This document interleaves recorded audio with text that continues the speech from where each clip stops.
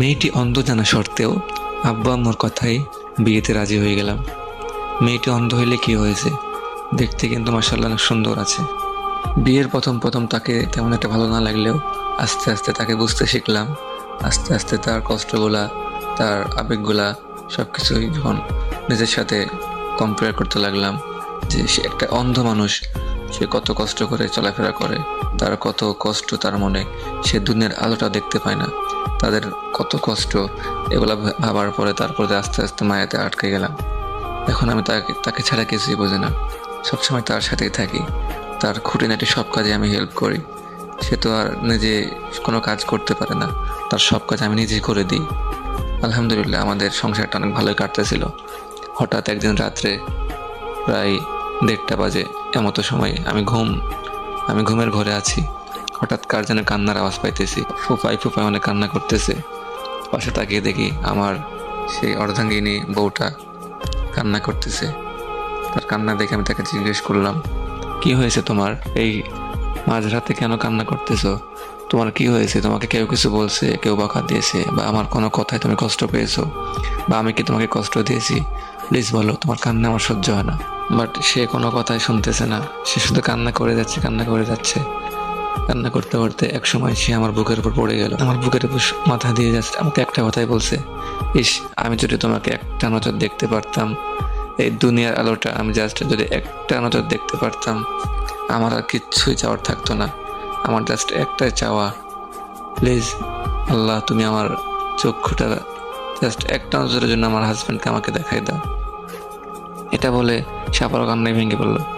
তার কান্না থেকে আমি আর ঠিক থাকতে পারলাম না, শুধু ভাবতেছি আমি একটা ব্যর্থ হাজব্যান্ড, আমি আমার বউয়ের জন্য কিছুই করতে পারতেছি না। সে এমন একটা জিনিস চাইছে, আমি চাইলেও সেটা পূরণ করতে পারতেছি না। আমি এখন কি করব?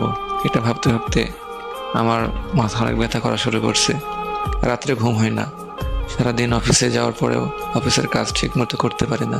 শুধু তার এই কথাটাই মাথার মধ্যে ঘুরে, বুকের বাম পাশটা অনেক ব্যথা করে তার এই কথাটা মনে পড়লেই। হঠাৎ একদিন মাথায় আসলো যে আমি আজ হসপিটালে যাই, যে দেখি কি করতে পারি।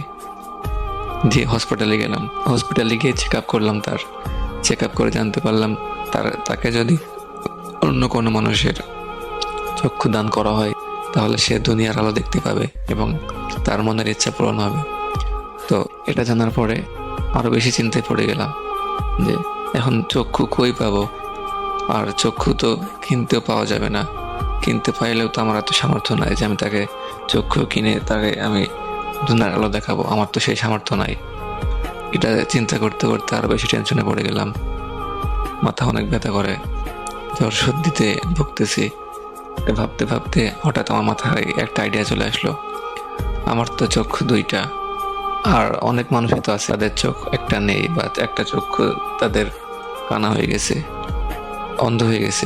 পৃথিবীতে তো অনেক অনেক মানুষ আছে যাদের চক্ষু একটা, তারা তো ঠিকই তাদের কাজ করতেছে, তারা তো ঠিকই তাদের সব কিছুই মানিয়ে নিছে।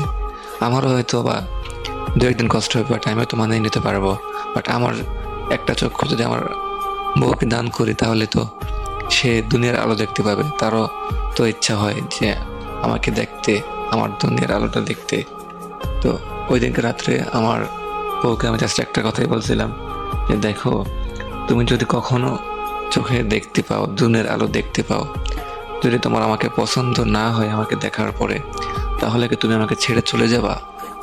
সে আমাকে জড়িয়ে ধরে বলছিল, দেখো এমন কথা বলবা না, আমি তোমাকে দেখেও বিয়ে করি নাই, আর তোমার চেহারা দেখেও আমার কোনো লাভ নেই। দেখো, আমি তোমাকে মন থেকে ভালোবাসি, আমি কখনোই তোমার চেহারা দেখে আমি তোমার বিচার করব না। যে মানুষের মনটা এত ভালো হয়, সে দেখতে যেমনই হোক না কেন, আমি তাকে ছেড়ে কখনো কোথাও যাব না। তার এই কথা শুনে